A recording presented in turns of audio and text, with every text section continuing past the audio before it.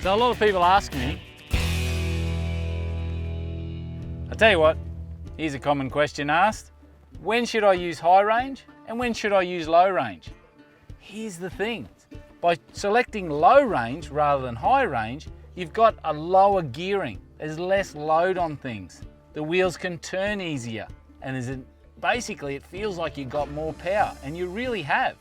When selecting high range, it means you're traveling high speed, you're on the beach, the sand's not too bad, or you're traveling across the dirt road and you feel like you need that little bit of extra traction, use high range by all means.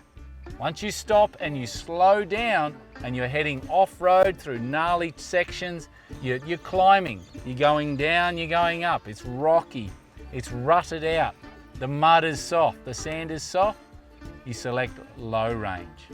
Low range will take the load off your vehicle, you'll have more power, and there's less chance of slipping the old clutch.